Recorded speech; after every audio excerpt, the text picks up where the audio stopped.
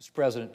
Senator from South Dakota. Mr. President, as we all heard in just a few days, our colleague, my neighbor from Nebraska, Senator Ben Sasse, is retiring from Congress to become president of the University of Florida. And I have to say that his leaving is a loss for the Senate, not least because the average educational attainment here will drop precipitously when he leaves.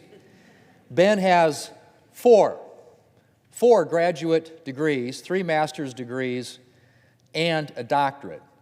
And I have to say thank you to all his many staff who are represented both here and in the gallery, to his family, to Melissa and Corey and Alex and Breck, for the sacrifices that you all have made so that he could serve here and be such an inspiration, I think, to so many of us who've had the opportunity to serve with him and to see not only his great intellect, but his passion and his ability to get things done for the people of Nebraska and for the people of our country.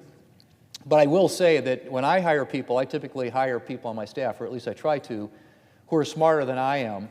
And in my case, that's not hard. In his case, that's probably a little more challenging. So your staff has got to be the Mensa caucus around here.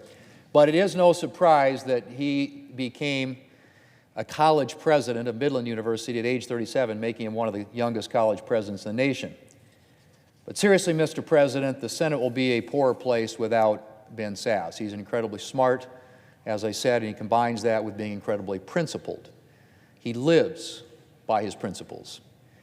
And he's always willing to do the hard things, the right things, even when they aren't popular. During his time in the Senate, he's been notable for speaking out against oppressive authoritarian regimes, for standing up for the right to life of the most vulnerable and innocent Americans, unborn babies, for his interest in the future of work, for his commitment to building up our American community, and so much more. He's a big-picture thinker who oftentimes gets up at the early hours in the morning, 4:30 in the morning, and just starts brainstorming on a big piece of paper. It's a quality that will serve him well as a university president. And I can think of few individuals more suited to leading a university. Florida is lucky to have him. And I know how deeply committed he will be to the university, although I have to warn them that if the Cornhuskers ever approach Ben about the position of offensive coordinator, he may be out of there quickly, but no, I don't think that'll happen. But Mr. President, it's been a pleasure to serve with Senator Sasse.